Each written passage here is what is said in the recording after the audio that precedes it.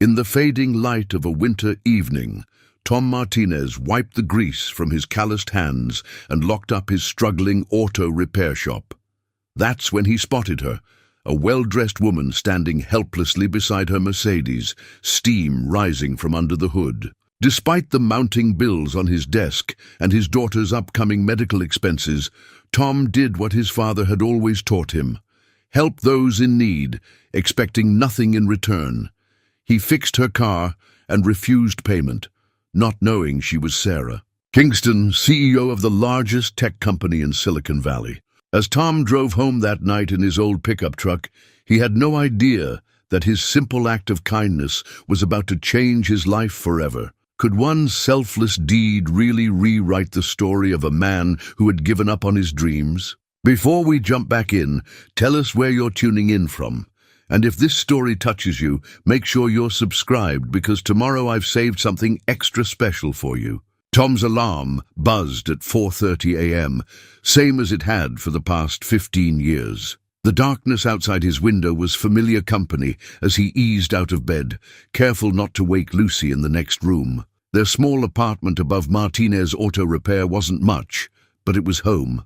The floorboards creaked beneath his feet, a symphony he knew by heart. In the cramped kitchen, he started the coffee maker his father had given him years ago.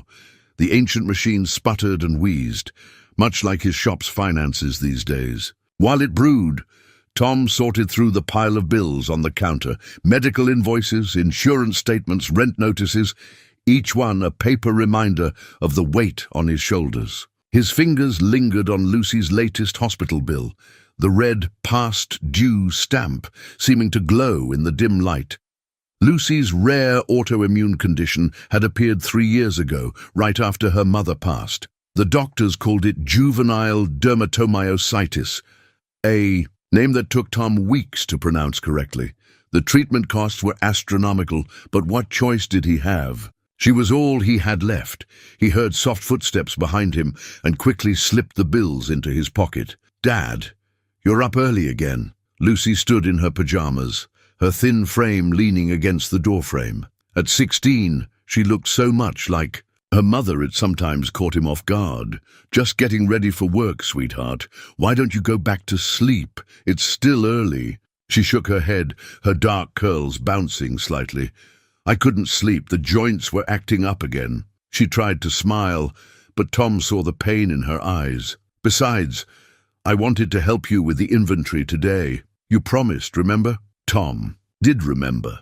Lucy had inherited his love for cars, despite, or perhaps because of, growing up in the shop. Even on her bad days, she'd sit in his office, reading repair manuals or sketching designs for custom paint jobs they both knew they couldn't afford. "Your health comes first," he said, pulling out a chair for her. "But if you're feeling up to it later, we'll see." As they shared breakfast, simple toast and eggs, Tom's mind wandered to the woman from last night.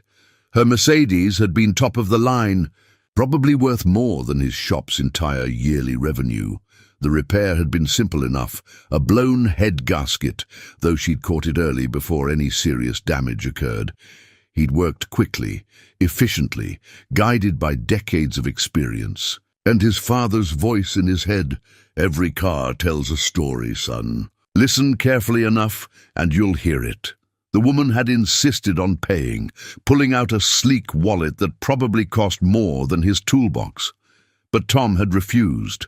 Something in her eyes, a mixture of worry and resignation he recognized, from his mirror, had touched him. "Just pay it forward," he'd said, the words coming naturally. Lucy's voice pulled him back to the present. "Dad? You're doing that thing again where you stare at your coffee like it holds the secrets of the universe." He chuckled, reaching across to squeeze her hand. "Just thinking about work, Mija. Mr. Johnson's Chevy needs a transmission rebuild, and I've got to figure out where to source the parts without breaking his budget." "You always try to help everyone," Lucy said, her voice a mixture of pride and concern. "But who helps you, Dad?" The question hung in the air, heavy with unspoken worries. Tom busied himself with clearing the dishes, buying time before answering. We help each other, Lucy. That's what community is about. Your abuelo taught me that. As if on cue, the morning light began filtering through their small window, casting long shadows across the worn linoleum floor. Tom glanced at his watch. 5:45 a.m. Time to open the shop. Downstairs, the familiar scent of oil and metal greeted him. The shop wasn't much to look at. 3 bays, basic equipment, walls covered in faded car posters and his father's old certificates. But every tool had its place, every surface was clean, and every job was done right. Martinez Auto Repair might not be fancy, but it had a reputation for honest work at fair prices. Tom flipped through his appointment book, the pages dog-eared and coffee-stained. 6 jobs scheduled today, not counting walk-ins. It would be tight, but he'd make it work. He always did. The morning sun was just beginning to warm the concrete floor when he heard Lucy's careful steps on the stairs. She'd changed into her shop clothes, worn jeans and one of his old work shirts, rolled up at the sleeves. In her hands, she carried their twin lunchboxes, packed with the sandwiches they'd made last night. "I'm feeling better now," she announced, setting the lunches on his desk. "And I already did my morning exercises. So about that inventory." Tom looked at his daughter, really looked at her. Behind the brave smile and eager eyes, he saw the fatigue that never quite left, the slight tremor in her hands that the medications couldn't completely control. But he also saw her mother's determination, his father's work ethic, and a spirit that refused to be defined by illness. "Okay," he said finally, "but we take it slow and you tell me the moment you need to rest." Lucy's face lit up, and for a moment the weight of unpaid bills and uncertain futures lifted from Tom's shoulders. They had each other, they had the shop, and they had their pride in honest work. Maybe, he thought, as they began their day together, that was enough. Sarah Kingston stood at the floor-to-ceiling windows of her penthouse office, watching the San Francisco fog roll in across the bay. 52 stories up, the world below seemed distant, almost theoretical. Her tablet chimed with another meeting. Request, the 4th this hour, but she let it wait. Last night's encounter with the mechanic had stirred something in her, a memory of a different life. Her fingers absently traced the edge of her tablet's screen, its surface reflecting her. Carefully composed image, tailored suit, elegant jewelry, not a hair out of place. The woman who now ran Kingston Technologies, the fastest-growing technology company in Silicon Valley. Yet this morning, all she could think about was the grease-stained hands of a man who'd helped her without expecting anything in return. "Ms. Chen?" Her assistant's voice came through the intercom. "The board is waiting in the conference room." Sarah squared her shoulders, a gesture learned through decades of being the only woman in rooms full of men who doubted her. "I'll be right there." The boardroom fell silent as she entered, 12 pairs of eyes following her progress to the head of the table. These men had known her for years, had watched her transform her father's modest software company into a tech empire. Yet some still looked at her like she was the same 24-year-old who'd inherited a struggling business after her parents' accident. "Gentlemen," she began, her voice carrying the quiet authority that had become her trademark. "Shall we begin?" 2 hours later, Sarah sat alone in her office again, mechanical pencil tapping against her desk, an old habit from engineering school. The board meeting had gone well. It always did. She'd learned long ago how to speak their language, how to present innovation in terms of profit margins and market share. But today, her thoughts kept drifting to that small auto shop. Martinez Auto Repair, the sign had read, the letters faded but the windows spotless. The owner, Tom, he'd said his name was, had worked with a quiet competence that reminded her of her father. No wasted movements, no unnecessary words, just the sure hands of someone who understood machines the way she understood code. She opened her browser and typed in the shop's name. The website was basic. Address, hours, services offered, but the reviews told a story. Honest work, fair prices. Fix my car when 3 other shops couldn't. Help me out when I couldn't afford repairs. Each comment painted a picture, of a man who valued integrity over profit, a rare quality in any industry. A knock at her door interrupted her research. "Come in." David Zhang, her chief of operations, entered with his characteristic energy. At 65, he was one of the few people who'd known her father, who'd seen her grow from a precocious child tinkering with circuit boards to the CEO she'd become. "Sarah," he said, dropping into the chair across from her desk. "You seem distracted today. That's not like you." She smiled slightly. David had been her mentor, her father's friend, and now her most trusted advisor. If anyone would understand, it would be him. "I had an interesting experience last night," she began, telling him about the broken-down Mercedes, the mechanic who'd helped her without hesitation, the strange feeling of connection to a world she'd left behind long ago. David listened quietly, his expression thoughtful. When she finished, he leaned back in his chair. "You know what this reminds me of? Your father's old story about the bicycle repair shop."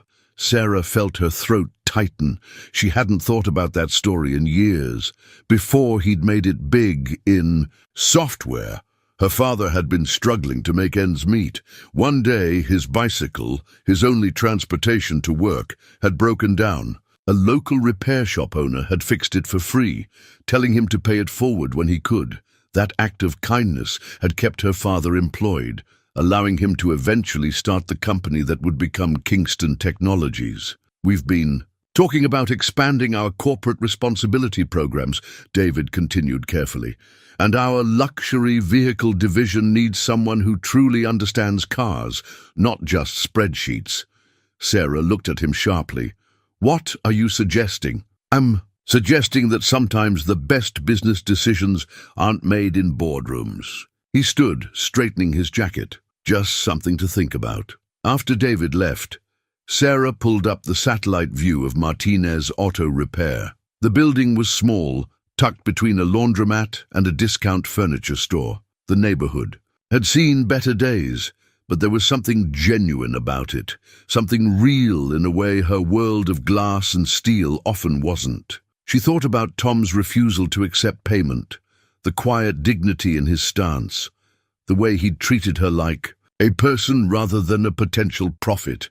In her world, everyone wanted something. Every kindness came with strings attached. Every favor expected repayment with interest.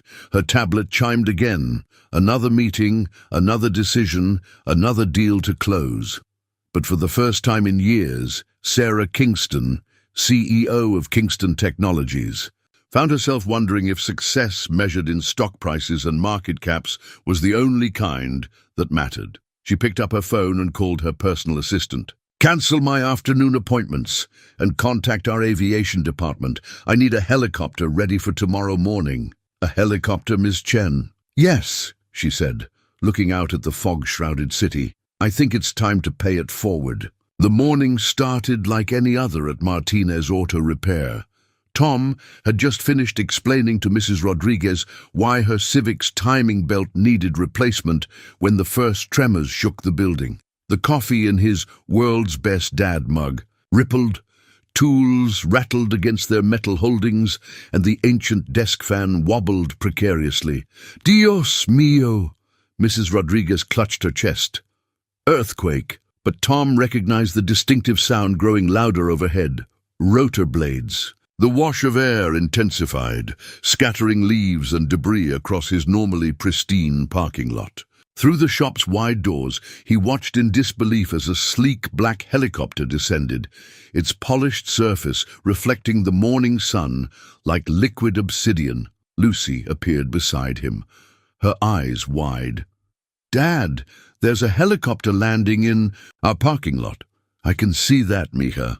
He placed a protective hand on her shoulder, watching as the aircraft settled with precise control between his shop and the laundromat next door. The rotors slowed, and in the sudden quiet Tom could hear his heart pounding.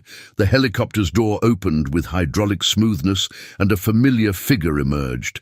Tom blinked twice, sure he was seeing things, but no, it was her, the woman from last night, though now she wore a tailored business suit instead of the casual attire from their previous encounter. She moved with purposeful grace, ducking under the slowing rotors with practiced ease.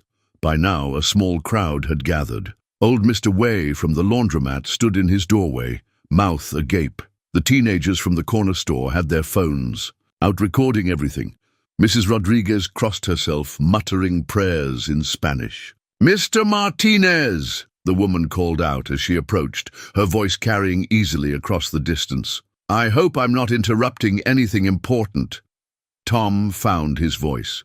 "Just a regular morning of timing belts and tire rotations, though helicopter landings aren't usually part of our services."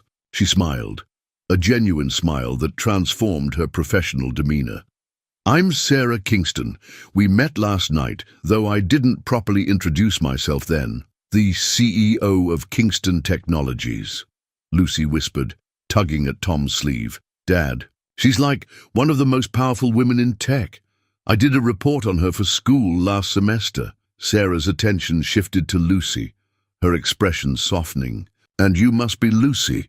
Your father mentioned you last night, said you know more about cars than most mechanics he's met." Tom watched the interaction with growing confusion. He'd helped plenty of people over the years, but none had ever returned. "Via helicopter.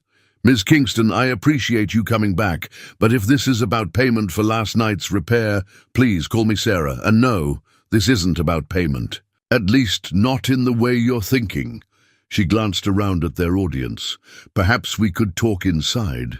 Tom nodded, leading them into his office. Lucy followed, still wide-eyed, while Mrs. Rodriguez and the other onlookers pressed their faces against the shop's windows. The office was small, with barely enough room for his desk and 3 chairs, but Tom kept it meticulously organized, a habit from his father's days. Sarah settled into one of the chairs, seemingly unbothered by the humble surroundings.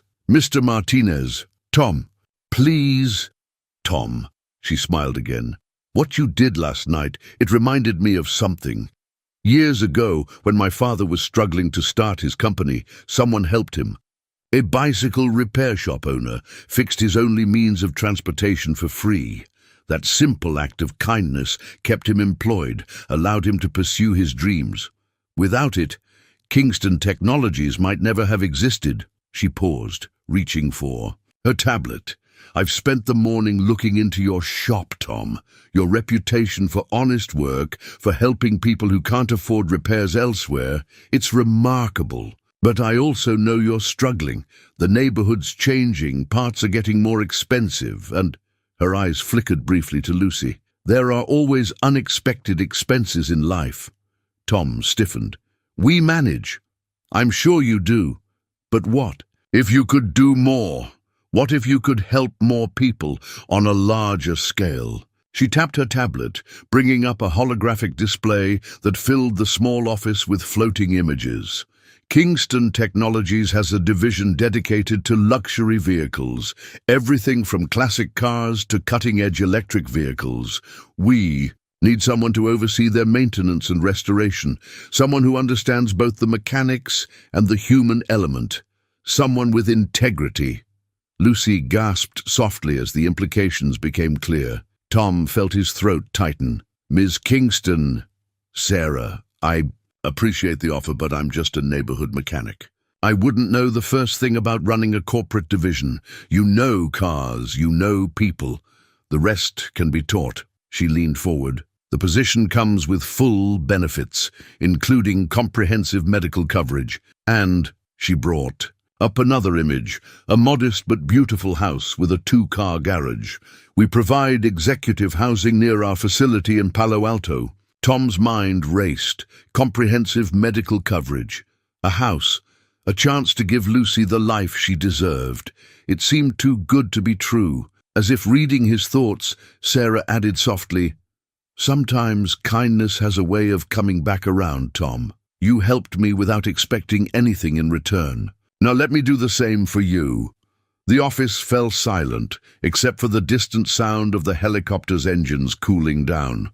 Through the window, Tom could see his father's old sign swaying gently in the breeze. Martinez Auto Repair had been his whole world for so long. Could he really leave it behind? Lucy's hand found his, squeezing gently. When he looked at her, he saw not just hope in her eyes, but understanding. Whatever he decided, she would support him, just like she always had. "I'd need time to think about it," he said finally. "This shop, it's not just a business, it's my father's legacy." Sarah nodded, standing. "Of course, take the weekend to consider it, but Tom..." She reached into her jacket and pulled out a business card, setting it on his desk. "Legacies aren't just about preserving the past. Sometimes they're about building a better future." As she walked back to her helicopter, leaving Tom and Lucy standing in the doorway of their shop, neither of them noticed Mrs. Rodriguez wiping tears from her eyes or old Mr. Way nodding approvingly. They were too busy watching their simple world transform, one rotor blade revolution at a time. Tom adjusted his tie for the third time, feeling like an imposter in the suit Lucy had insisted he buy for the occasion. The Kingston Technologies campus sprawled before him, a testament to modern architecture with its sweeping glass curves and manicured landscapes. His weathered pickup truck looked comically out of place in the visitors' parking lot, surrounded by vehicles worth more than his entire shop. "Stop fidgeting, Dad," Lucy said beside him, her own excitement barely contained. She'd insisted on coming along, and Sarah had welcomed the idea. "You look great." The weekend had passed in a blur of conversations, calculations, and sleepless nights. The practical part of Tom's brain had catalogued every detail of Sarah's offer: the salary, more than he'd made in the past 3 years combined; the benefits, including specialized treatments for Lucy's condition; the housing allowance. But it was the less tangible aspects that kept him awake. Leaving his father's shop, uprooting Lucy from her school, stepping into a world as foreign to him as a spacecraft. A familiar figure approached through the glass doors, Sarah Kingston, looking every bit the CEO in a perfectly tailored pantsuit. "Tom, Lucy, welcome to Kingston Technologies." Her smile was warm, genuine. "Ready for the tour?" The lobby alone was larger than his entire shop. Employees moved purposefully across. The polished floors, their badges displaying names and titles Tom couldn't begin to comprehend. A massive screen displayed real-time data from Kingston's global operations, numbers flowing like digital rivers. "Impressive, isn't it?" Sarah guided them toward a private elevator. "But wait until you see the automotive division." The elevator descended, and Tom's breath caught as the doors opened. Before him stretched an underground facility that would make any car enthusiast weep. Pristine classic cars lined one wall. A 1957 Mercedes-Benz 300 SL Gullwing, a Ferrari 250 GTO, a Shelby Cobra, each one maintained in museum-quality condition. The opposite side showcased the latest in automotive technology: prototype electric vehicles, experimental hydrogen cells, cutting-edge hybrid systems. "This is..." Tom trailed off, unable to find words. "This would be your domain," Sarah said, quietly. "Our collection needs someone who understands that these aren't just machines, they're history, art and innovation combined." Lucy wheeled slowly past a vintage Aston Martin, her hand hovering inches from its immaculate surface. "Dad, look at the paintwork. It's like liquid silver." A small team of technicians worked nearby, their movements precise and coordinated. They wore crisp uniforms with the Kingston Technologies logo, using tools that made Tom's equipment look ancient. Yet watching them work, he recognized the fundamental truth that transcended fancy facilities and expensive machines: the intimate dialogue between mechanic and machine. "Mr. Martinez?" A tall man in his 60s approached, extending his hand. "David Zhang, Chief Operations Officer. Sarah's told me about your work." Tom shook his hand, noting the calluses that suggested David was no stranger to hands-on work. "Please, call me Tom. Come, let me show you something." David led them to a separate area, where a 1965 Mustang sat partially disassembled. "We acquired this recently. Previous owner claimed it was numbers matching, all original parts. What do you see?" Tom moved closer, his practiced eye scanning the vehicle. Within moments, the incongruities jumped out at him. The engine blocks period correct, but it's not original to the car. See the stamping. Wrong font for 65. The carburetor's been rebuilt with modern parts. Good quality but not authentic, and he bent down examining the frame. There's evidence of repair work here. Accident damage, probably from the 70s. David's eyes lit up. Exactly what I found. Sarah said you had a good eye. Lucy beamed with pride. Dad can tell a car's history just by looking at it. He always says every vehicle tells a story. A philosophy we share, Sarah interjected. Our clients trust us with vehicles worth millions. But more importantly, they trust us with their stories. That Mustang? It belonged to a woman's late father. She doesn't care about its market value. She cares about preserving his memory. Tom understood that. Every car in his shop carried similar stories. First dates, family road trips, hard-earned achievements. The tools might be different here, but the fundamental truth remained the same. They continued the tour, each new area more impressive than the last. A state-of-the-art diagnostic lab, a custom fabrication workshop with 3D printers capable of producing rare parts, a research facility developing sustainable technologies for classic car conversion. The position would involve overseeing all of this, Sarah explained. But more importantly, it would mean building a program to make luxury vehicle maintenance more accessible. Think of it as bringing your philosophy of honest work and fair prices to a larger scale. Tom paused, processing her words. You want to make luxury car maintenance more accessible? Why not? Technology should elevate everyone, not just those who can afford it. Your shop proved that quality service and community responsibility can coexist. We want to scale that model. Lucy, who had been quietly observing everything, suddenly spoke up, like how you help Mrs. Rodriguez spread her payments out when her car needs work, or how you taught Mr. Way basic maintenance so he could avoid expensive repairs. Sarah smiled at Lucy. Exactly. Your father understands something many in this industry forget. Cars aren't just status symbols. They're how people get to work, take their kids to school, live their lives. We want to bring that understanding to luxury vehicles. Tom looked around the facility again, seeing it with new eyes. Not just as a showcase of automotive excellence, but as a potential force for change.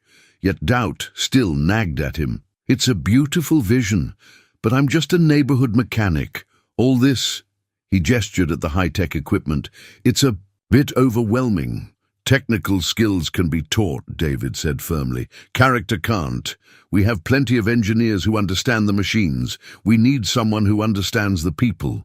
As if to emphasize his point, a young technician approached, with a tablet, asking Tom's opinion on the Mustang's restoration plan. Without thinking, Tom fell into his element, discussing options, suggesting approaches, drawing on decades of experience. Lucy watched with a knowing smile as her father's initial nervousness melted away, replaced by the quiet confidence he always showed in his shop. By the time they headed back to the elevator, Tom's mind was spinning with possibilities. The ability to help more people, to ensure Lucy's medical care, to expand his father's legacy of honest work and fair dealing. It was all within reach. Yet the weight of decision still pressed heavy on his shoulders. Sarah seemed to sense his thoughts. Take your time, Tom. This isn't just a job offer, it's a life change. Think it over. Discuss it with Lucy. The position will be here when you're ready. As they drove home in his old pickup, Lucy was uncharacteristically quiet. Finally, she said, Dad, remember what Abuelo used to say about opportunities? Tom smiled, hearing his father's voice in his memory. Opportunity doesn't always knock wearing a suit and tie, mijo. Sometimes it shows up with grease on its hands. Yeah, Lucy said softly, but sometimes it does both. Evening light filtered through the dusty windows of Martinez Auto Repair, casting long shadows across the concrete floor. Tom stood in the center of the shop, his father's keys heavy in his palm. Every scratch on their brass surface told a story. 30 years of early mornings, late nights, and countless lives touched through honest work and fair deals. "I thought I'd find you here." He turned to find Sarah in the doorway, her executive attire exchanged for casual wear, though she still carried herself with natural grace. She'd been stopping by regularly since the tour, usually near closing time, often bringing coffee and questions about various aspects of the business. "Just thinking," Tom said, pocketing the keys, "though I've been doing a lot of that lately." Sarah stepped inside, her heels clicking softly on the concrete. "May I?" She gestured to a nearby workbench. Tom quickly wiped it clean with a shop rag. "It's not exactly executive furniture. Sometimes the most important conversations happen in the most ordinary places." She settled onto the bench, looking around the shop with genuine interest. "Tell me about your father." The request caught him off guard. Most people asked about the job offer, about his decision, about the logistics of transition. Nobody had asked about Miguel Martinez, the man who'd built this place from nothing. Tom paused, collecting his thoughts. He was the kind of man who'd fix a single mother's car for free, then spend hours teaching her basic maintenance, so she wouldn't have to rely on mechanics who might take advantage of her. He believed that every customer was family, and you don't cheat family. Sarah nodded, her eyes falling on the wall of faded photographs. "Is that him?" She pointed to a picture of a younger Tom and his father, both grinning beneath the newly installed shop sign. "Yeah. Opening day, 1985. He'd saved for 15 years to buy this place." Tom moved closer to the photo, remembering. "He used to say that a mechanic's job isn't just fixing cars, it's fixing people's lives. A working car means getting to work, getting kids to school, making doctor's appointments." "Like Lucy's appointments?" Sarah asked softly. Tom's hand instinctively went to his pocket, where he kept his daughter's latest medical bills. "Yeah. After Maria, my wife, passed, the medical expenses hit hard. But Dad was still here then. He helped us keep going, taught Lucy everything he knew about cars, said it would give her something to focus on besides being sick." "He sounds like a wise man." He was. Tom turned to face her. "That's what makes this so hard. This shop isn't just a business, it's his legacy. Every tool, every repair manual, every customer relationship, it's all built on his foundation." Sarah stood, moving to examine the wall of customer photos, countless, smiling faces next to their repaired vehicles. "Tom, what do you see when you look at these pictures?" "Family," he answered without hesitation. "Every one of them has a story." "Exactly. Your father's legacy isn't these four walls or these tools. It's the lives he touched, the values he passed on, the way he taught you, and through you, Lucy, to care about people as much as machines." She turned to face him. "What if you could extend that legacy, reach more families, help more people, all while giving Lucy the medical care she needs?" Tom ran a hand along his workbench, feeling every nick and scratch earned over decades of service. "And what happens to the people here? Mrs. Rodriguez can barely afford repairs as it is. Mr. Way's laundromat depends on his delivery van, the one I maintain at cost. What if we didn't have to choose?" Sarah's voice took on an excited edge. "I've been thinking about this, Tom. What if we turned Martinez Auto Repair into a training center, a place where we could teach new mechanics? Your father's values while maintaining service to the community?" Tom looked at her sharply. "What do you mean?" "Kingston Technologies has a foundation for community initiatives. We could fund the shop's conversion into a training facility, keep it running, keep serving the neighborhood, but also use it to train mechanics in both technical skills and ethical business practices. Your father's philosophy of honest work and fair dealing could influence a whole new generation." The idea hit Tom like a physical force. He sat heavily on his stool, mind racing with possibilities. "You do that? This isn't just about getting you to work for us, Tom. What you and your father built here, it matters. It deserves to be preserved and expanded." She stepped closer, her expression earnest. You wouldn't be abandoning his legacy. You'd be growing it. Through the shop's windows, Tom could see Lucy in the office, doing her homework under the familiar fluorescent lights.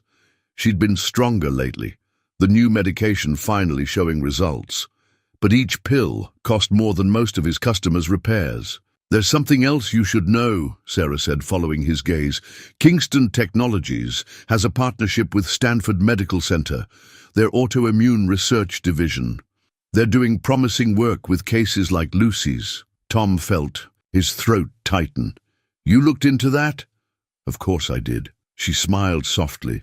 "I told you, every car tells a story, but so does every person who fixes them." The evening light had faded to dusk, the shop's shadows deepening. In the office, Lucy had fallen asleep over her books, looking peaceful in a way she rarely did during her bad days. Through the windows, Tom could see old Mr. Way closing up his laundromat, Mrs. Rodriguez walking home with her groceries, the everyday rhythm of the neighborhood he'd known all his life. "I need to think about it," he said finally. "Really think about it, not just the job, but the training center idea. It's a lot to process." Sarah nodded, gathering her purse. "Take all the time you need." She paused at the door, looking back. "You know, my father used to say that the hardest decisions are usually the ones most worth making." After she left, Tom sat in the growing darkness, his father's keys in his hand. The metal had warmed to his touch, familiar and comforting. He thought about his father's favorite saying, "Sometimes the best way to honor the past is to build a better future." In the office, Lucy stirred, wincing slightly as she stretched her stiff joints. Watching her, Tom realized that maybe the real question wasn't whether he could leave his father's legacy, but whether he could make it grow into something even greater. The house keys felt foreign in Tom's hand, too light, too new, too different from the weathered brass he'd known for decades. The real estate agent had called it a modest executive home, but to Tom and Lucy, it was a mansion. 4 bedrooms, 3 baths and a 2-car garage that was bigger than their old apartment. "Dad!" Lucy's voice echoed through the empty rooms. "Come see my room. It has a window seat." Tom smiled, following her voice up the carpeted stairs. The morning sun streamed through large windows, illuminating spaces that still felt more like a dream than reality. Lucy sat in the window seat of what would be her room, gazing out at the pristine Palo Alto neighborhood. "The doctor said I could use this space for my morning exercises," she said, running her hand along the cushioned seat. "And look, you can see the mountains from here." The mention of the doctor brought Tom back to yesterday's appointment at Stanford Medical Center. The specialist, one of the top researchers in juvenile dermatomyositis, had spent 2 hours reviewing Lucy's case. "We can do better than just managing symptoms," she'd said, outlining a treatment plan that would have been impossible on a mechanic's salary. A knock at the front door interrupted his thoughts. Sarah stood on the porch, holding a plant in one hand and a folder in the other. "Housewarming tradition," she said, offering the plant. "It's a peace lily, supposedly good for new beginnings. You didn't have to." Tom started, but Sarah was already moving past him, her energy filling the empty space. "Lucy, are you up for a small adventure?" she called out. "The design team finished setting up your office at the training center." Tom blinked. "Her office?" Sarah's eyes sparkled. "Well, every program director of youth outreach needs an office, right?" Lucy appeared at the top of the stairs, her face lighting up. "Really? I get an office?" "The training center was your father's idea, but you're the one who suggested reaching out to high schools for the apprenticeship program." Sarah set the folder on the kitchen counter. "The board loved your proposal, by the way. Turning wrenches, changing lives. Perfect tagline." Tom watched his daughter practically float down the stairs, her movements easier now with the new medication. The changes of the past month still felt surreal. The sale of the shop, with a deed restriction ensuring it would remain a community service center. The move, his new position at Kingston Technologies, and most importantly, Lucy's improved health. Before, We head to the center, Sarah said, opening the folder. There's something else we need to discuss. She pulled out a set of photographs, familiar faces from the old neighborhood. Mrs. Rodriguez's daughter got accepted to community college. She'll need reliable transportation. Her Civic's on its last legs, Tom said automatically, then caught himself. That wasn't his concern anymore, was it? Exactly. The foundation would like to help, but we need someone who understands both the technical and personal aspects. Someone who knows that it's not just about fixing a car, it's about fixing a life. The echo of his father's words wasn't lost on Tom. What are you suggesting? The training center's first project.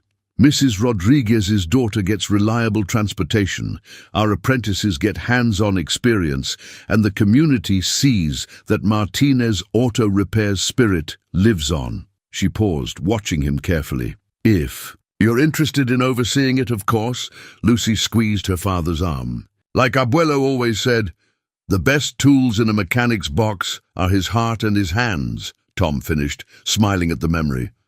Okay, but we do it right. Full restoration, not just repairs, and we involve the community. I already spoke with Mr. Way, Sarah said.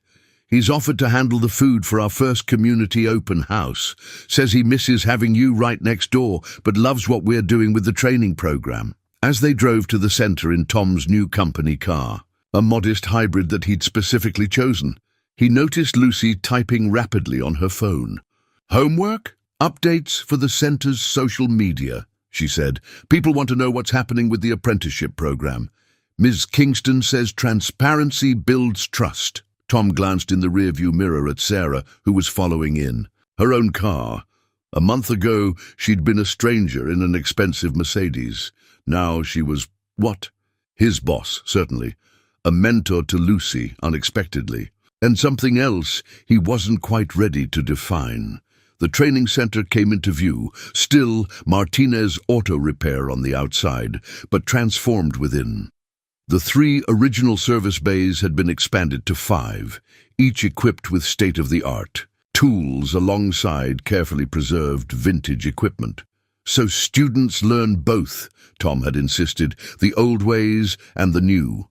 The office where Lucy used to do her homework was now a classroom, complete with diagnostic computers and a massive screen for virtual training. But Tom's father's certificate still hung on the walls, alongside photos of the community and the shop's history. Mr. Martinez! A group of students from the first apprenticeship class rushed to greet them. Most were from the neighborhood. Kids who'd grown up watching Tom work and now had a chance to learn the trade themselves. Starting with Mrs. Rodriguez's car today, Tom announced, falling easily into teacher mode. First rule of restoration. Listen to what the car tells you, the students chorused, making Lucy grin. Sarah touched Tom's arm lightly. I have meetings this afternoon, but dinner later. There's a new Italian place that just opened near your house. Lucy can invite that new friend from Stanford Medical's teen support group. Tom watched his daughter lead the apprentices through the initial inspection. A process, her confidence growing with each day of better health. He thought about the peace lily in their new house, about his father's keys that now opened a door to something larger than himself, about the woman beside him who had seen value not just in his skills, but in his values. Dinner sounds good, he said softly. And Sarah, thank you. Not just for the job or Lucy's treatment, but for understanding what this place means, what it can become. She smiled, squeezing his arm gently. Sometimes the best investments aren't in buildings or equipment. They're in people who never forget where they came from, even as they build something new. Through the open bay doors, Tom could see the morning sun illuminating both the gleaming new equipment and his father's old workbench, now used for teaching. The contrast didn't seem jarring anymore. Instead, it felt right, a bridge between past and future, between legacy and possibility, between what was and what could be. Lucy's voice rang out clear and confident. Okay, team, let's show Mrs. Rodriguez's daughter what Martinez Auto Repair can do. And in that moment, Tom knew with absolute certainty that his father would have approved. Tom adjusted his corporate ID badge for the 5th time that morning, still uncomfortable with how it clipped to his tailored shirt. 3 months into his new position at Kingston Technologies, and some things still felt like wearing someone else's clothes. "The board meeting starts in 10 minutes, Mr. Martinez," his assistant Jennifer reminded him. Even that was an adjustment, having an assistant being called Mr. Martinez instead of just Tom or "Hey, mechanic." He gathered his presentation materials, trying to ignore the whispers that followed him down the sleek hallway. Despite Sarah's support and his undeniable expertise with the luxury vehicle division, not everyone welcomed the former neighborhood mechanic's rapid rise to executive status. "Did you hear?" a voice carried from around the corner. "He's dating the CEO now. That's why she created this position for him. Please, have you seen his proposal for democratizing luxury car maintenance? It'll tank our profit margins, but Kingston won't hear a word against him." Tom's grip tightened on his tablet, but he kept walking. He'd faced skepticism before, when he'd taken over his father's shop at 25, when he'd become a single dad, when he'd managed Lucy's illness on a mechanic's salary. This was just another obstacle to overcome. The boardroom fell silent as he entered. 12 faces turned to watch him, some curious, some skeptical, some openly hostile. Bradford Wells, head of traditional luxury services, barely concealed his sneer. "Mr. Martinez," Bradford drawled, "how kind of you to join us. We were just discussing your innovative approach to our premium services." Tom took his seat, noting Sarah's absence. She was at a tech conference in Tokyo. Part of him was glad. He needed to fight this battle himself. "Innovation is why Ms. Kingston hired me," Tom replied evenly, launching his presentation. "Let's look at the numbers." The screen filled with data, customer satisfaction ratings, maintenance costs, market penetration statistics. "Our pilot program at Martinez Training Center has reduced maintenance costs by 35% while maintaining luxury service standards. Customer retention has increased by 48%.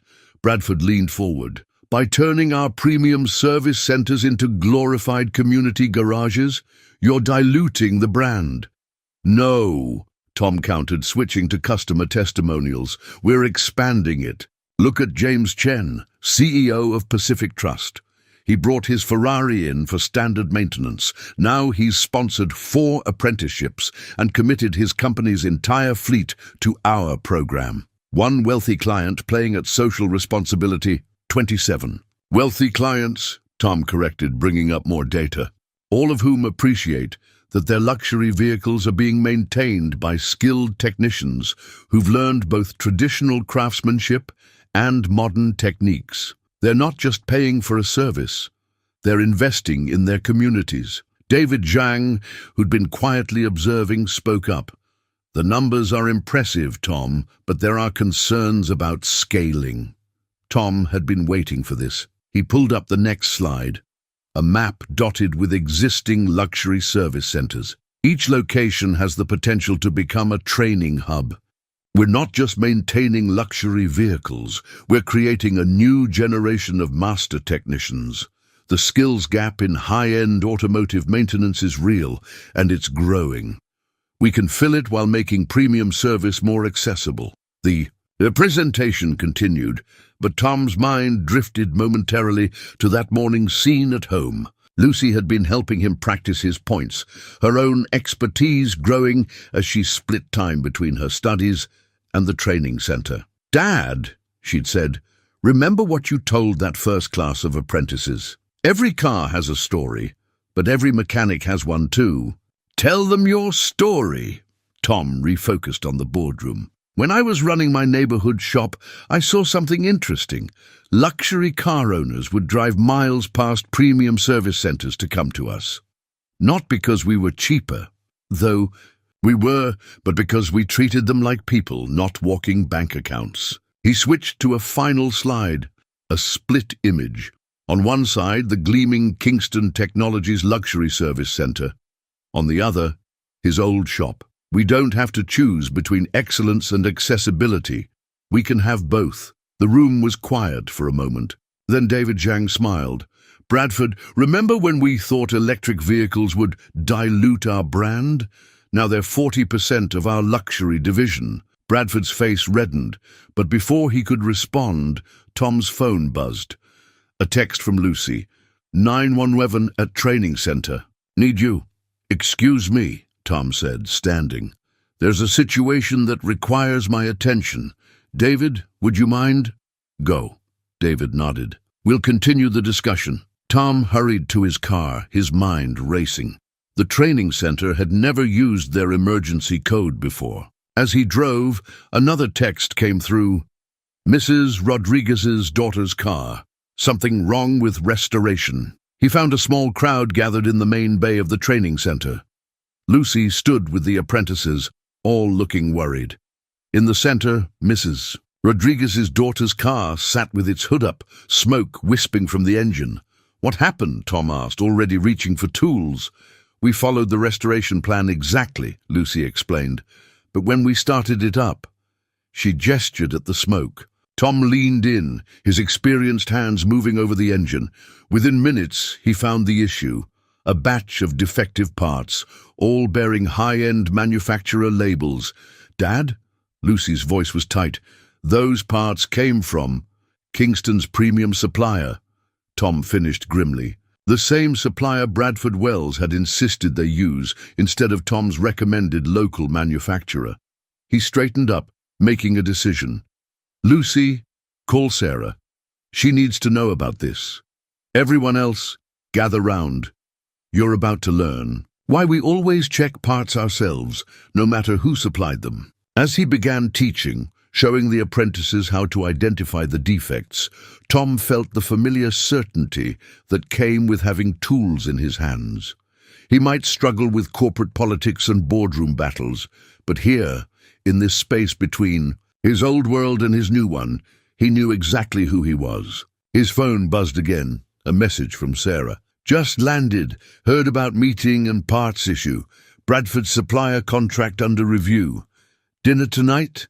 We should talk. Tom looked around the training center at the eager faces of his students, at his daughter confidently leading the documentation process, at the bridge they were building between luxury and accessibility. Maybe he didn't fit perfectly in either world yet, but he was creating something new, something that carried his father's values into a future full of possibilities. Okay, everyone, he said, rolling up his sleeves.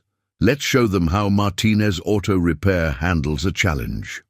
The anonymous letter arrived on a Tuesday morning, slipped under the door of Tom's office at Kingston Technologies.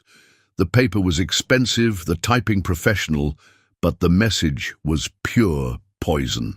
The board deserves to know the truth about Sarah Kingston's charity case and his questionable business practices. Documentation to follow. Choose, resign quietly or face exposure.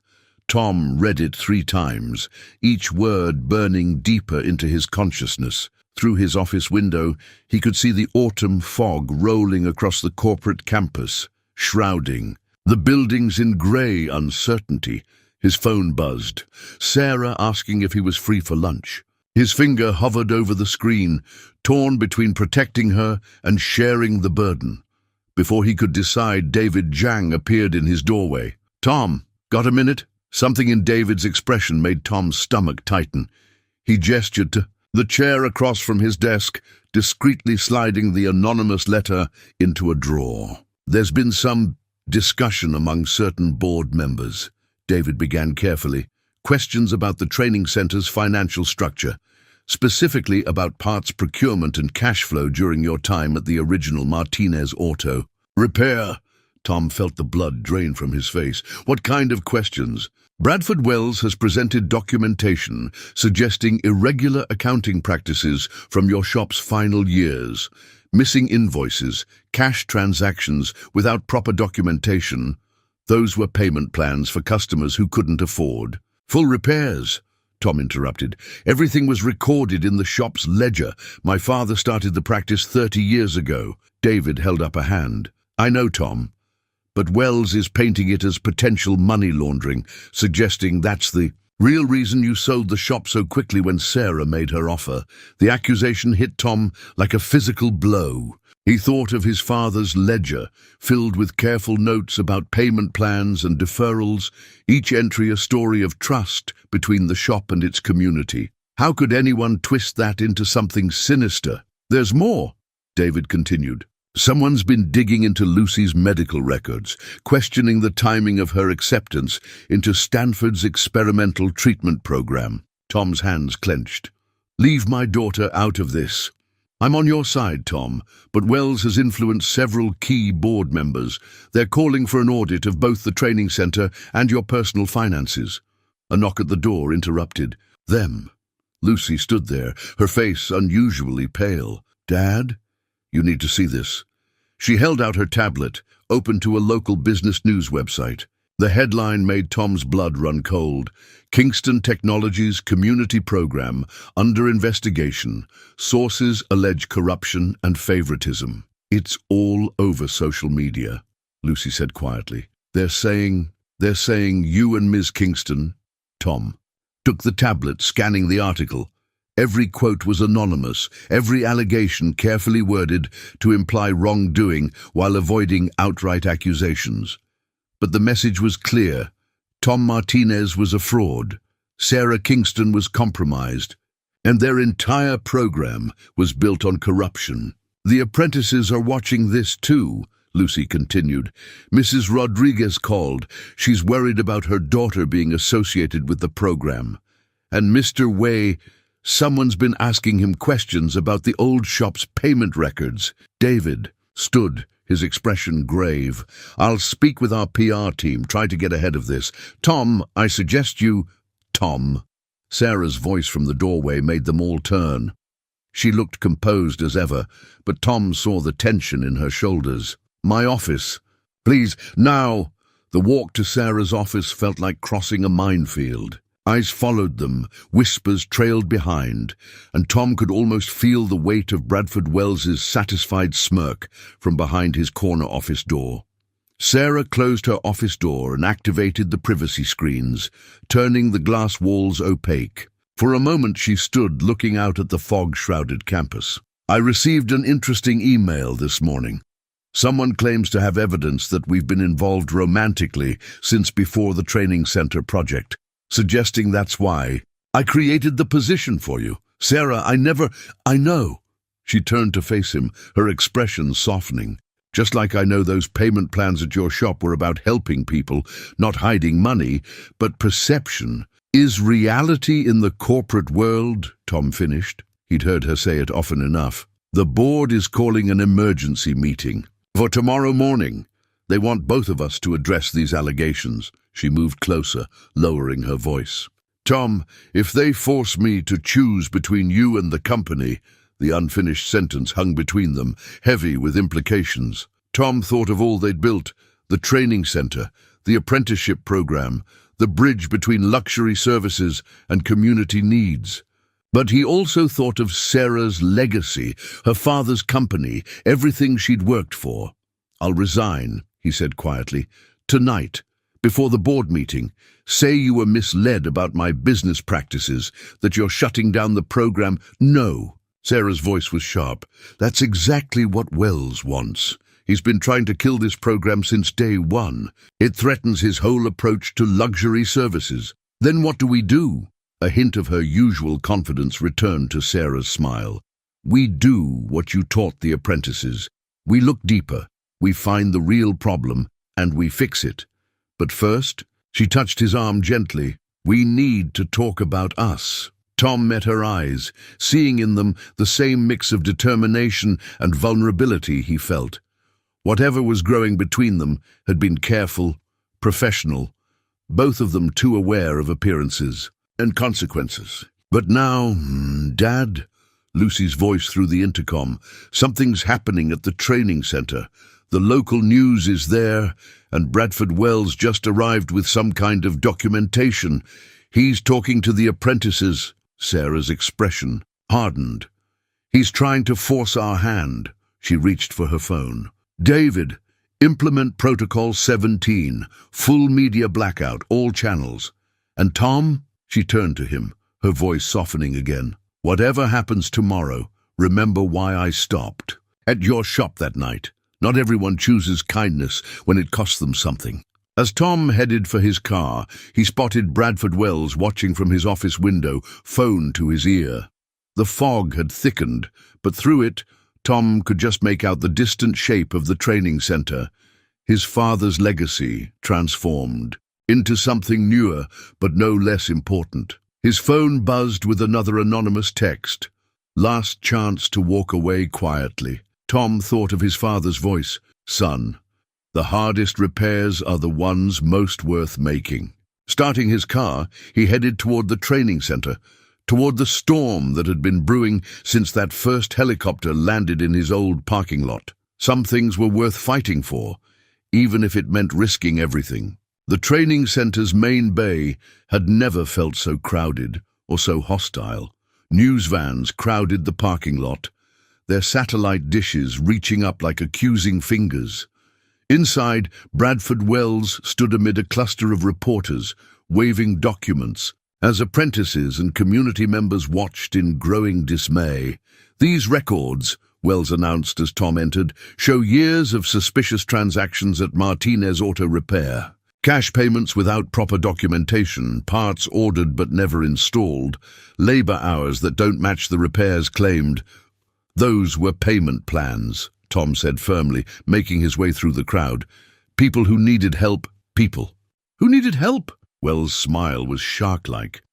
Like convicted money launderer Frank DeLuca?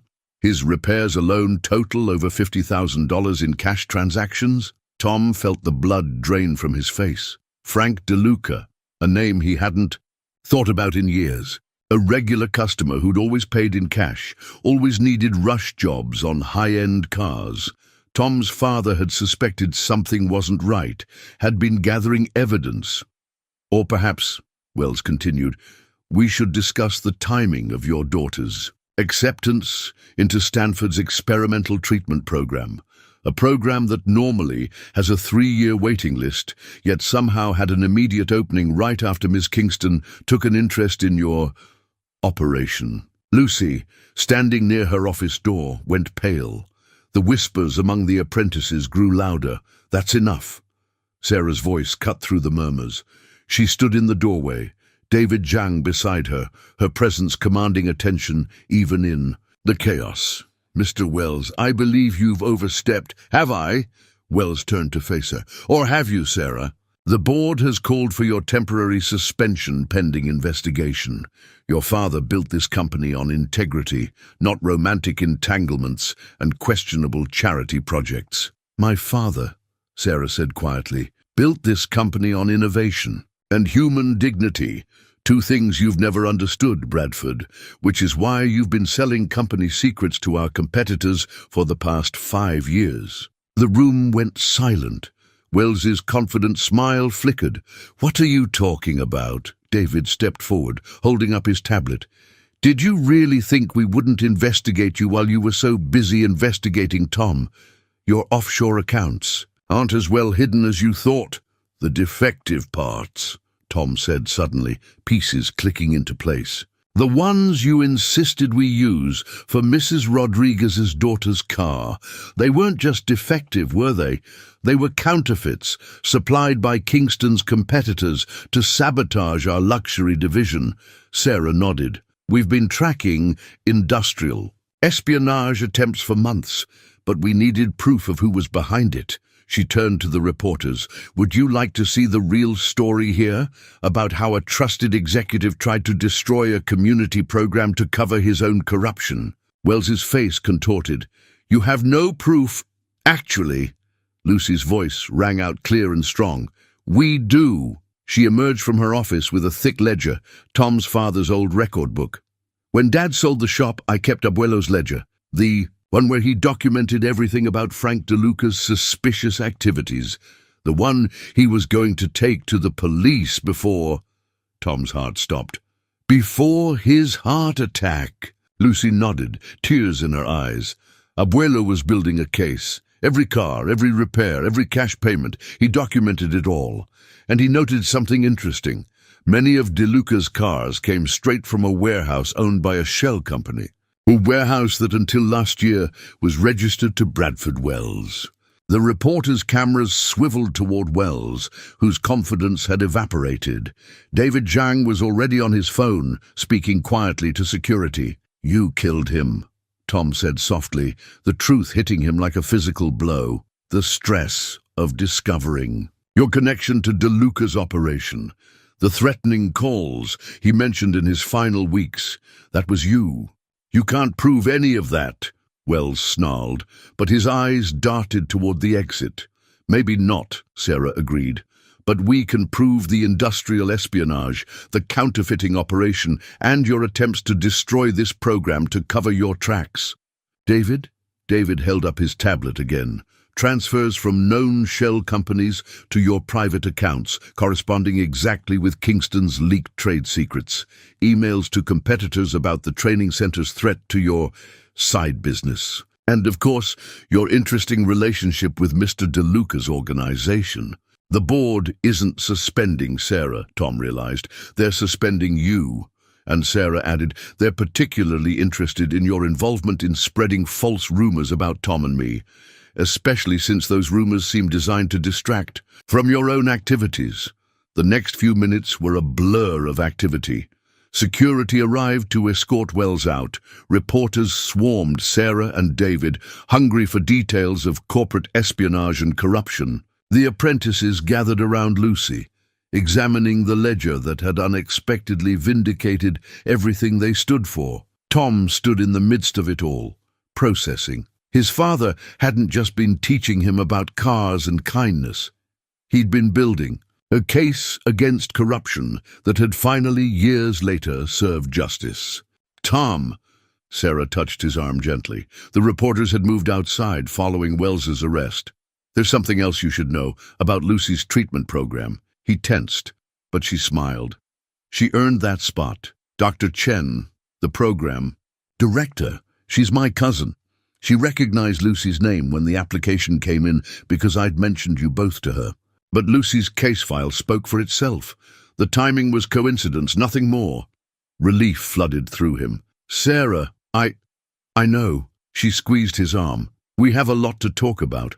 But first," she gestured to where Lucy stood with the apprentices, explaining her grandfather's careful documentation system.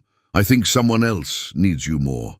Tom moved to join his daughter, picking up the ledger with trembling hands. His father's familiar handwriting filled the pages, not just repair notes and payment records, but a methodical documentation of justice deferred, finally served. "He'd be proud of you both," Sarah said softly, joining them. "Of how you've carried his legacy forward, of how you've built something new while staying true to his values." Outside, the news vans were already broadcasting the story of corporate corruption and community triumph. The apprentices gathered around Tom and Lucy, their faith restored and strengthened. Mrs. Rodriguez arrived with tears and hugs. Mr. Wei brought celebratory dumplings, and gradually the training center filled with the community that had never truly lost faith. "Dad," Lucy held out a particular page in the ledger. "Look what Abuelo wrote here in the margins." Tom read the faded words in his father's hand. "The truth, like a good engine, keeps running even when people stop believing in it. Our job is to maintain it until everyone can hear it running true again." Sarah's hand found his, their fingers intertwining naturally, professionally appropriate appearances, no longer their primary concern. The touch anchored him as his world shifted once. Again, not from poverty to privilege this time, but from vindication to purpose. "So," Sarah said, looking around at the vibrant scene of community and justice restored, "ready to get back to work? We have a training program to expand." Tom smiled, holding his father's ledger in one hand and Sarah's hand in the other, watching. Lucy explained diagnostic techniques to a fresh group of apprentices. "Yeah," he said softly, "I think we're just getting started." In the quiet of his new office, Tom held his father's resignation letter, the one Miguel Martinez had never had the chance to submit. Lucy had found it tucked inside the old ledger, dated just days before his fatal heart attack. The yellowed paper trembled slightly in his hands as he read, "After 30 years of serving this community, I must step away. Not because I've lost faith in honest work, but because I've discovered dishonesty that requires a different kind of justice." The words blurred as Tom's eyes misted over. A soft knock at his door made him look up. Sarah stood there holding 2 cups of coffee, not from the executive lounge, but from the small shop near his old garage. "Thought you might need this," she said, setting 1 cup on his desk. "The media circus is finally dying down, though the board wants to issue a formal apology for Wells's accusations." Tom carefully folded his father's letter, sliding it back into the ledger. "How are you holding up?" Sarah's professional mask slipped slightly, revealing the exhaustion beneath. "Dealing with the fallout. Wells's connections to our competitors went deeper than we thought. The audit team found evidence of industrial espionage going back almost 7 years, about as long as my father started noticing something wrong with DeLuca's cars," Tom noted quietly. "Your father was a good man, Tom. The kind of man who saw wrong and tried to right it, even when it cost him everything." She paused, choosing her words carefully. "The kind of man who raised a son to do the same." Through his window, Tom could see the training center where Lucy was leading today's class. The morning sun caught the newly restored sign, Martinez Training Center, a Kingston Technologies community initiative. Below it, his father's old motto, "Every car tells a story. Every repair changes a life." "The apprentices want to dedicate this year's graduation ceremony to him," Sarah continued. "They say his ledger taught them more about integrity than any technical manual could." Tom nodded, unable to speak for a moment. The past week had been a whirlwind of revelations, investigations, and media coverage. Well's arrest had made national news, not just for corporate espionage, but for his suspected connection to his father's death. The evidence was circumstantial, too old for criminal charges, but the truth had finally emerged into the light. "I've been thinking," he said finally, "about everything my father built, everything we're building now, about legacy and justice. And second chances." Sarah settled into the chair across from him, her eyes warm with understanding. And I think it's time to expand the program. Not just luxury vehicles and job training, but something bigger, a foundation for automotive. Education, focusing on ethics as much as mechanics. The Miguel Martinez Foundation. "The board will approve it," Sarah said without hesitation. "After Wells, they understand the value of integrity in business. Besides," she smiled slightly, "they're a bit afraid of crossing your daughter now." Lucy's presentation on corporate responsibility went viral. Tom laughed softly, remembering Lucy's passionate speech about how her grandfather's example of ethical business practices could transform modern corporate culture. At 16, fighting her illness with newfound strength, she'd stood before the board and reminded them that true luxury wasn't about price tags, it was about values. "We'll need to step back from our personal relationship for a while," Sarah added gently. "Let the foundation establish itself without any hint of impropriety." "I know." Tom reached across the desk, squeezing her hand briefly. "Some things are worth waiting for. My father taught me that too." Outside his office, the day was beginning in earnest. Apprentices arriving at the training center, executives heading to meetings, 2 worlds that had seemed so far apart now finding common ground. In the wake of truth revealed, on his desk, next to the coffee Sarah had brought, his father's old keys caught the morning light, a reminder that sometimes the biggest revelations came from the smallest acts of integrity. "Ready to get back to work?" Sarah asked, standing. Her professional mask was back in place, but her eyes held promises for the future. Tom picked up his father's ledger, running his fingers over the worn cover. "Yeah," he said softly, "I think Dad would want that." As Sarah left, Tom opened the ledger one last time, adding his own note beneath his father's final entry. The truth, like love, finds its own time. But justice, like a well-maintained engine, requires constant attention and honest hands. The empty toolbox sat on Tom's workbench like a metaphor for his current state of mind. 3 weeks after Wells's arrest, the training center stood quiet, its normal bustle replaced by the sterile efficiency of corporate auditors. Every transaction, every repair, every decision was being scrutinized under the harsh light of investigation. "They're just being thorough, Dad," Lucy said from her wheelchair, her condition flaring up again from the stress of recent events. She'd insisted on coming to the center, despite her doctor's recommendations for rest, making sure Wells didn't compromise anything else. Tom ran his hand along the worn edge of his father's workbench. The auditors had tagged everything with yellow markers: Asset number 647, vintage workbench. Asset number 648, tool storage unit. His father's legacy reduced to inventory numbers and depreciation values. Mr. Martinez, one of the corporate accountants, approached, tablet in hand. "We found some irregularities in the apprenticeship funding."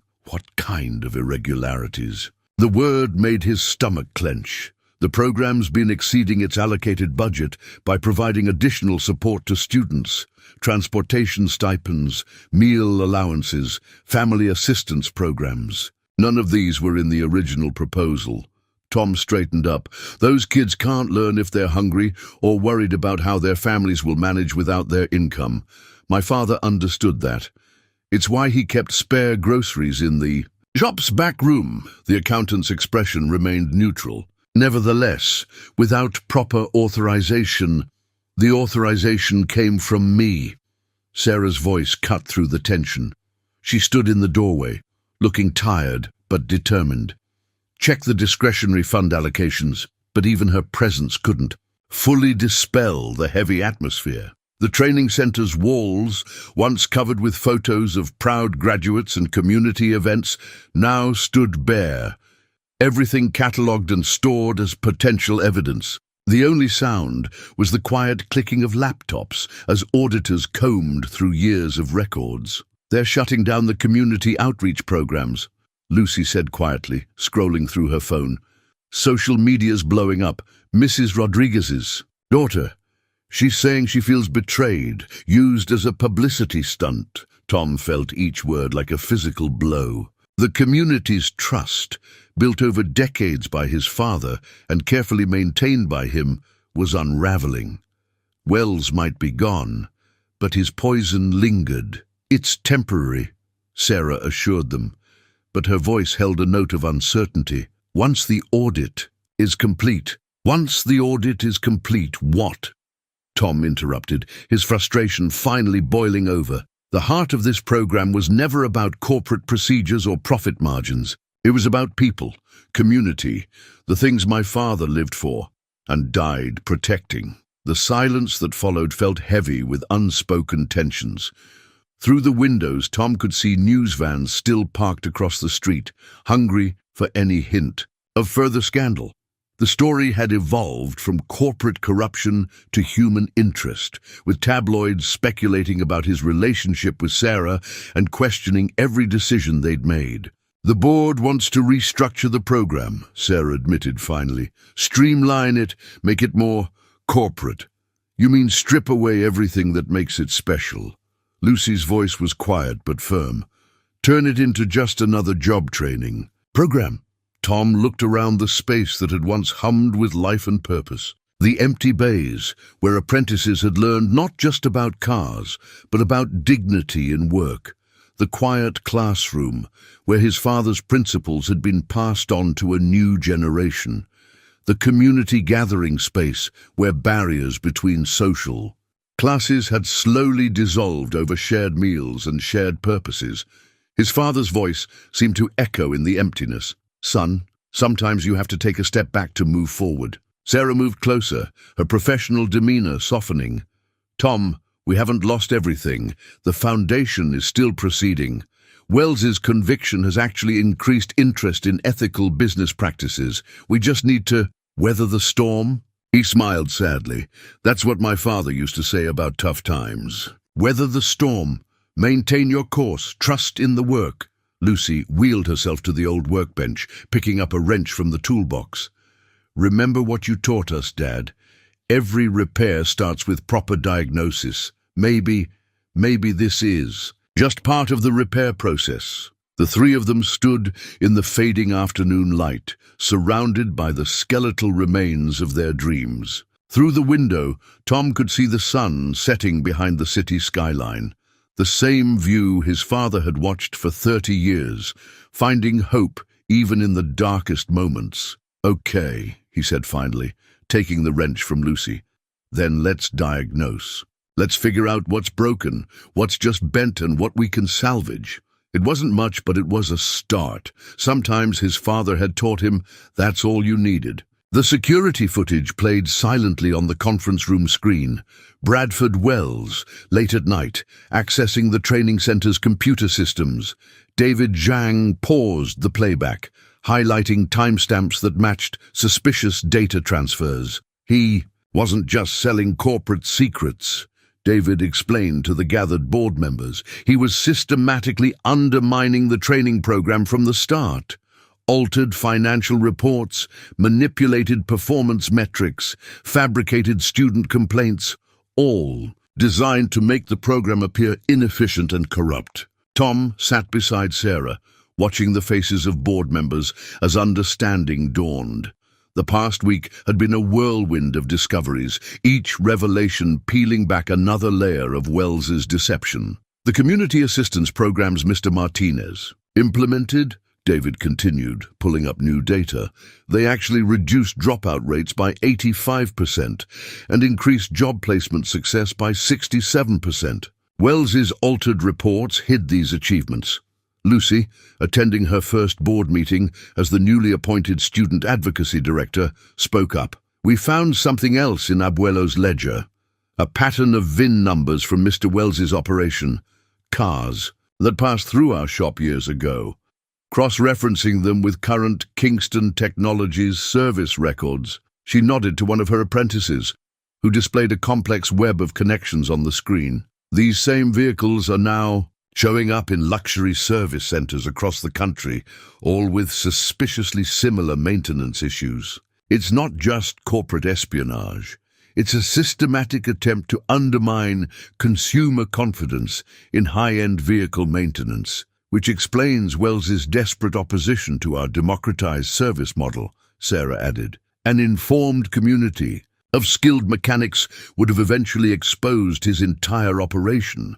The boardroom fell silent as the implications sank in. Tom thought about his father, meticulously documenting discrepancies, sensing a larger pattern, but never living to see it revealed. Now, years later, his careful notes had helped unravel a conspiracy that stretched from neighborhood garages to corporate boardrooms. "There's more," Lucy said softly. "The community hasn't really lost faith in us. They've been afraid." She played a recording, Mrs. Rodriguez tearfully explaining how men in suits had pressured her daughter to denounce the program. Similar stories emerged from other community members, all describing subtle threats and manipulation. "Wells's people," David confirmed, "using the audit as cover to intimidate program participants." Tom felt Sarah's hand find his under the table, a brief squeeze of support. Above them, the screen showed security footage of the training center during its peak. Apprentices learning, community members gathering, barriers breaking down between social classes. The true vision of what they'd built, before fear and doubt had emptied its halls. The board chairman cleared his throat.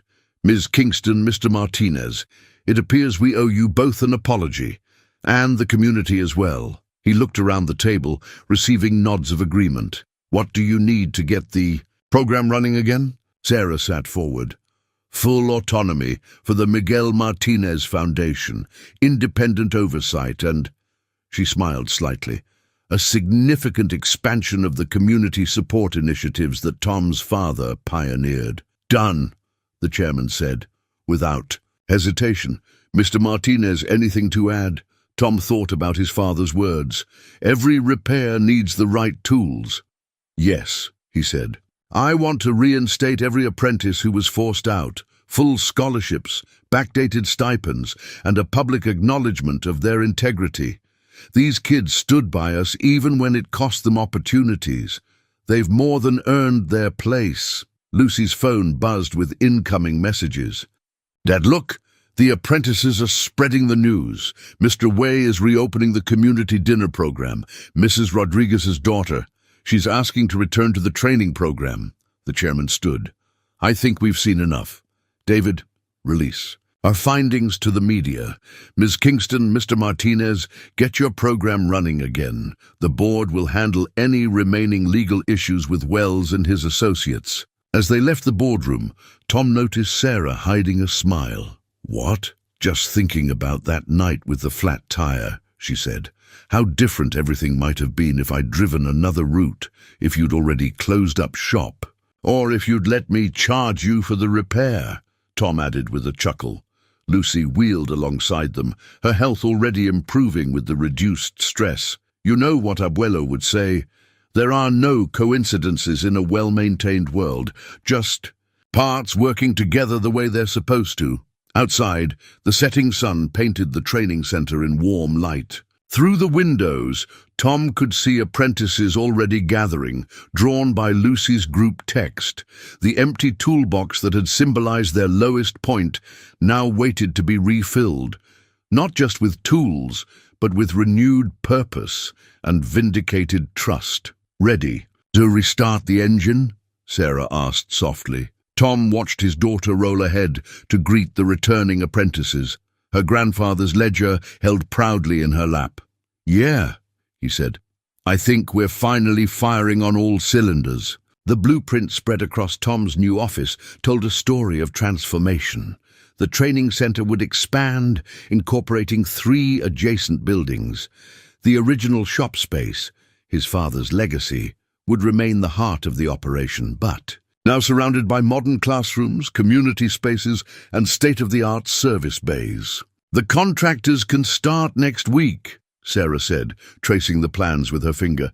Though I think Lucy's additions are my favorite part. Tom smiled, looking at his daughter's careful annotations. She'd insisted on adding features that reflected her grandfather's philosophy. A community dining area, a childcare center for student parents, even a small museum showcasing the history of automotive repair in the neighborhood. Speaking of Lucy, he said, have you seen the curriculum she developed? Sarah pulled up the document on her tablet. The Miguel Martinez Ethics in Automotive Service program combined technical training with business ethics, community engagement, and sustainable practices. It was already drawing attention from technical schools across the country. The Stanford doctors say her health improvements aren't just from the new treatment, Sarah noted softly. Having purpose, feeling valued, it's made a significant difference. Through the window, they could see Lucy leading a tour group through the existing facility. Not just potential students this time, but corporate executives from other companies, interested in replicating their model of community-integrated luxury services. Mr. Martinez? Jennifer appeared in the doorway. Mrs. Rodriguez is here with the first group of returning apprentices. The main bay was filling up with familiar faces. Students who'd been forced out by Wells's intimidation now returned, greeted by those who'd stayed. Mr. Way had brought dumplings, setting up in the break room that would soon become a proper community kitchen. Mrs. Rodriguez hugged everyone in sight, tears flowing freely. Before we begin, Tom addressed the gathered crowd, I want to say something. He pulled out his father's old keys, the ones that had opened this shop for 30 years. When my father started this business, he had 2 goals: to fix cars and to help people. Sometimes those were the same thing. Sometimes helping meant payment plans, or teaching basic maintenance, or just listening to someone's troubles while changing their oil. He held up the keys. These opened more than just a shop. They opened opportunities, opened hearts, opened futures. Today, we're not just reopening, We're expanding that vision. Sarah stepped forward, her professional demeanor softened by genuine emotion. Kingston Technologies is fully committed to the Miguel Martinez Foundation. Every apprentice will receive full certification, job placement assistance, and ongoing support. But more importantly, you'll learn what Tom's father knew, that true success comes from lifting others as you rise. Lucy wheeled to her father's side, holding up the old ledger. And we're going to document everything, just like Abuelo did. Every success story, every community impact, every life changed. Not just for accountability, but for inspiration. The energy in the room was electric. Apprentices gathered around the blueprint, excitedly discussing the changes. Community members offered suggestions, drawing on decades of neighborhood knowledge. Kingston's corporate team members mixed easily with local mechanics, barriers dissolving in shared purpose. Tom, Sarah touched his arm gently. There's something else. She nodded toward the entrance, where a familiar figure stood hesitantly. Frank. DeLuca's daughter clutched her purse nervously. Mr. Martinez, I heard about what happened. About Mr. Wells and your father. She swallowed hard. Dad told me everything before he passed. How your father tried to help him get out. Tried. To protect him from Wells's organization. I found these in his things. She held out a stack of papers, photographs, notes, documentation of Wells's operation from the inside. Maybe it's too late for court, but people should know the truth about your father, about what he tried to do. Tom took the papers with trembling hands, more pieces of the puzzle, more validation of his father's integrity. Thank you, he managed. Would you like to see what we're building here? As Lucy led Frank's daughter on a tour, Sarah watched Tom carefully. You okay? He nodded, looking around at the vibrant scene. Apprentices installing new equipment, community members planning programs, his father's vision expanding beyond anything they'd imagined. You know what Dad used to say about major repairs? What's that? Sometimes you have to completely rebuild an engine to make it run better than new. He smiled, tucking the new evidence carefully into his father's ledger. I think that's what we're doing here, rebuilding something stronger, better, but still running on the same principles.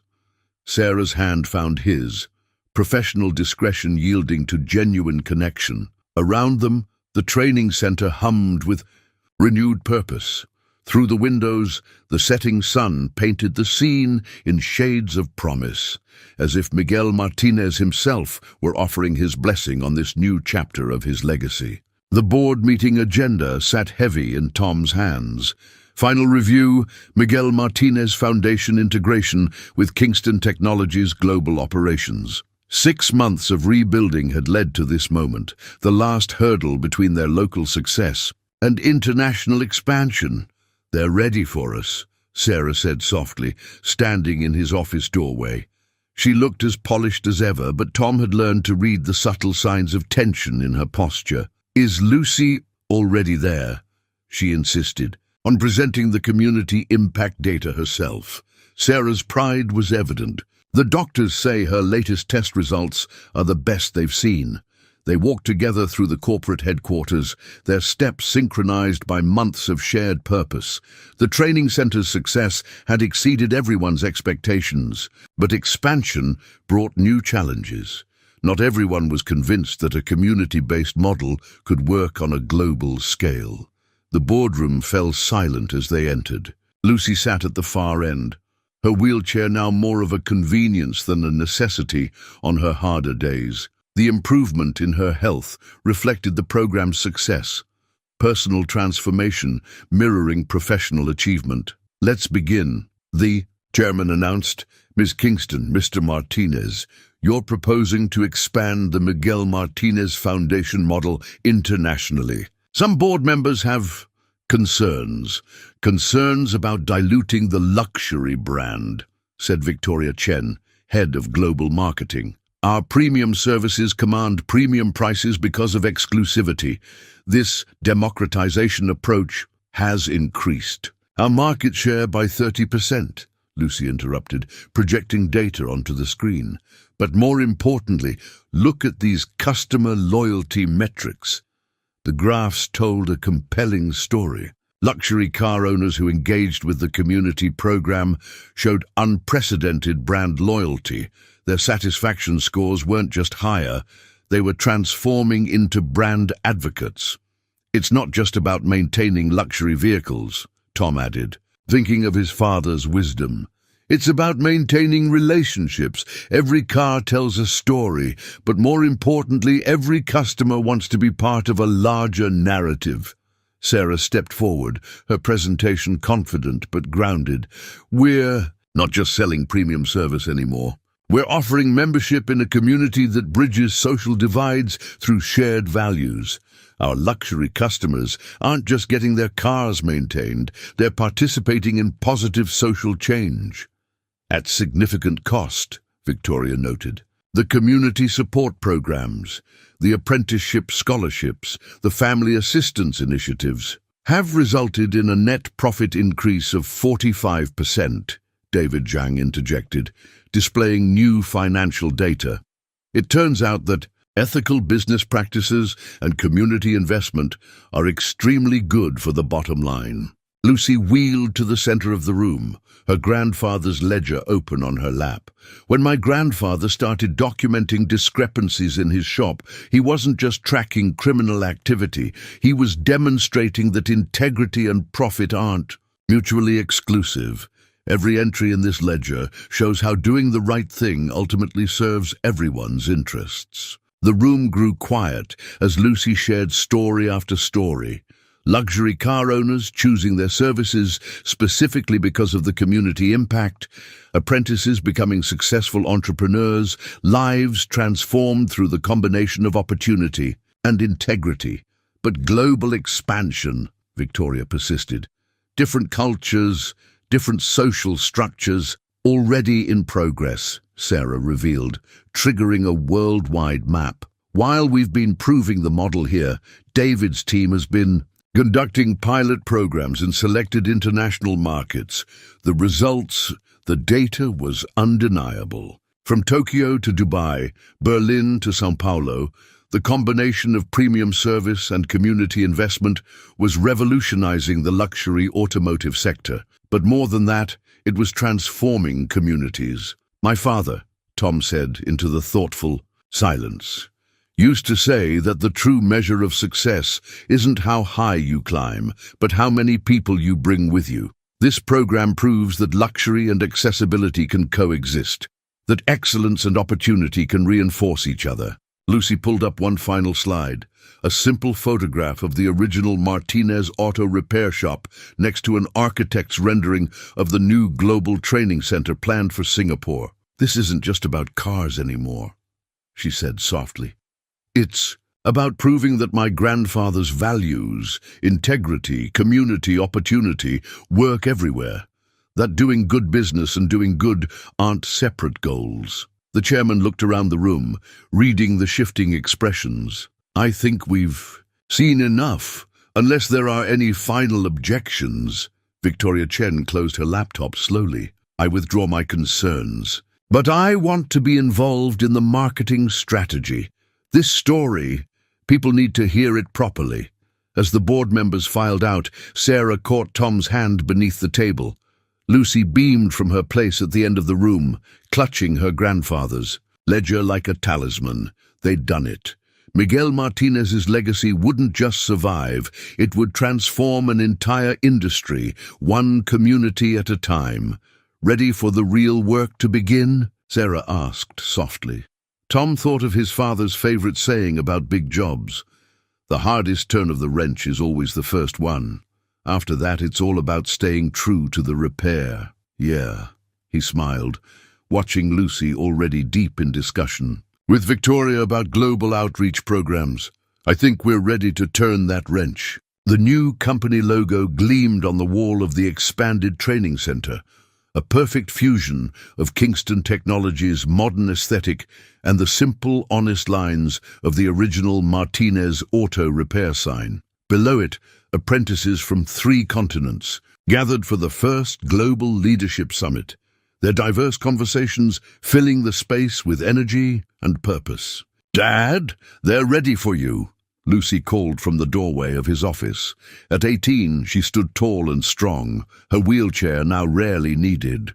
The experimental treatments, combined with her passionate involvement in the Foundation's work, had led to what her doctors called a remarkable recovery.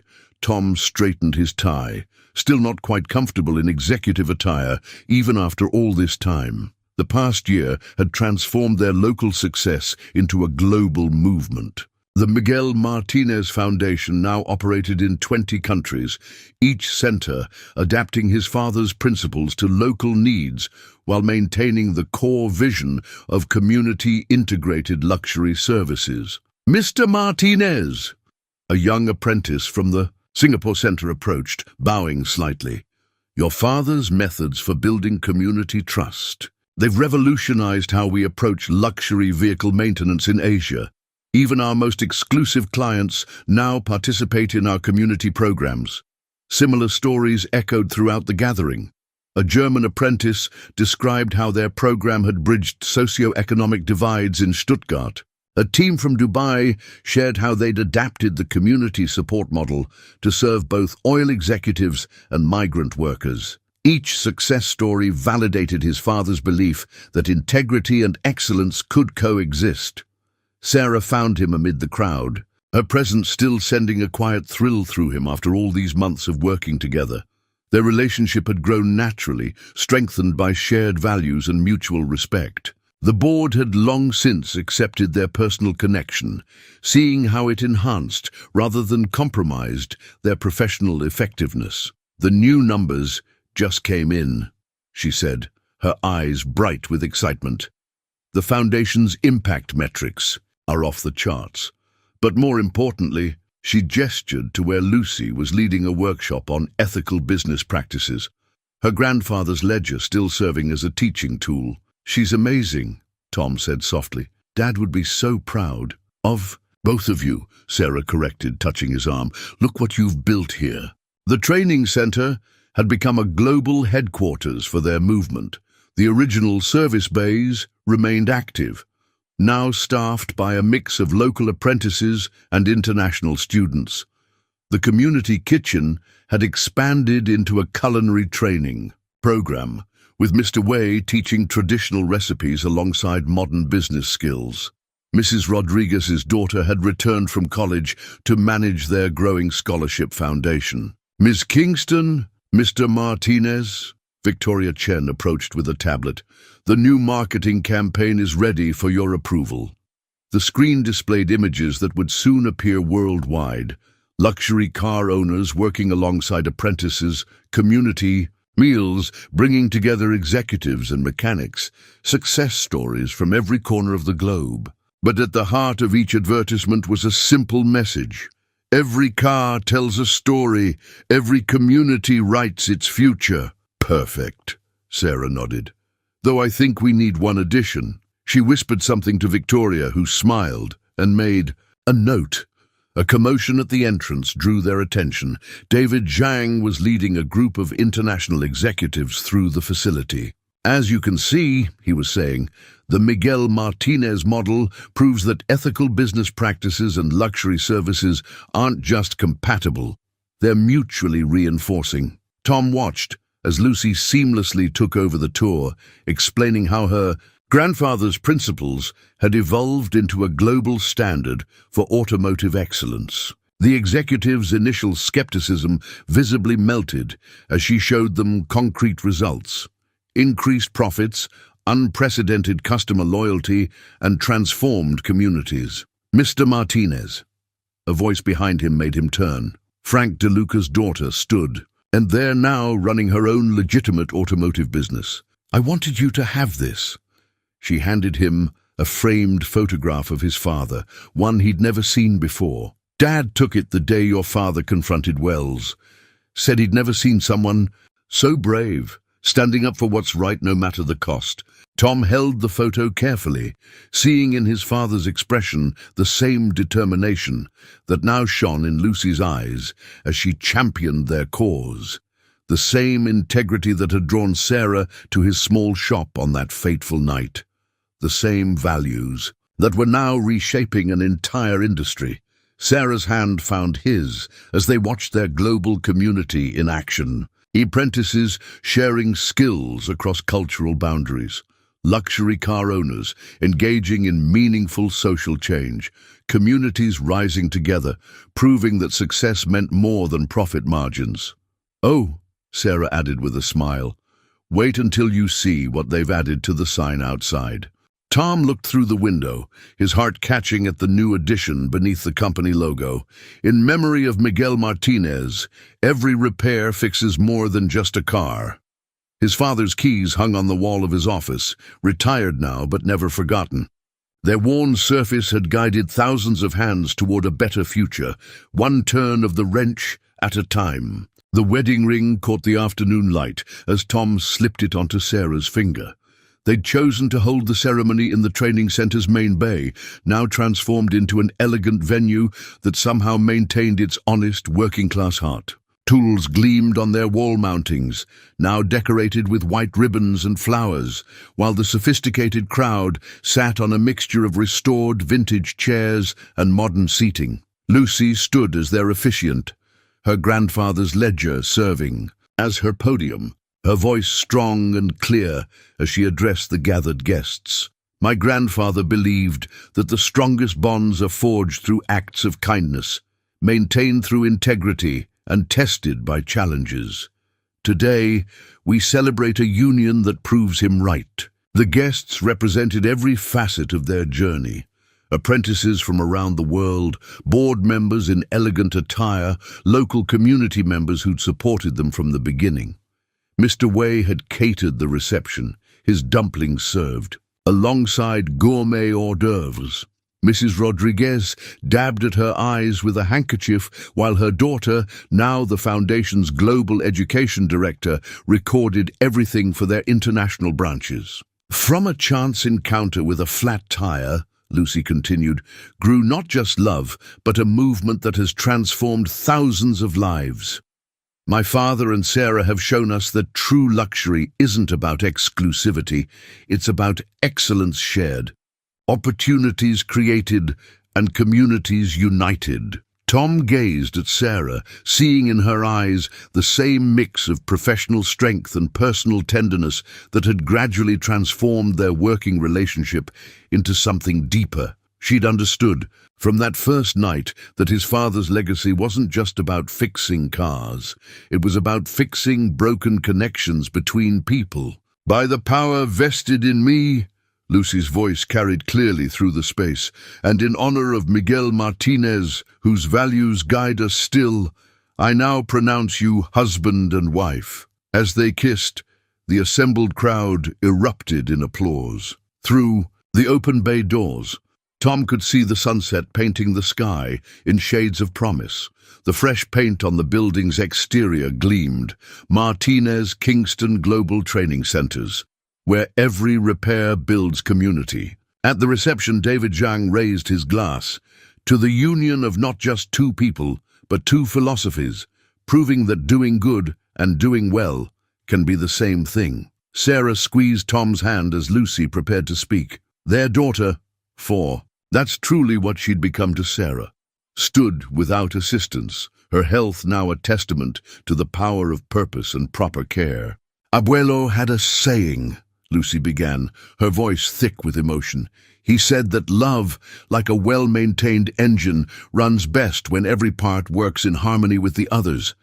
Today we celebrate that harmony, in marriage, in business, and in the communities we serve worldwide."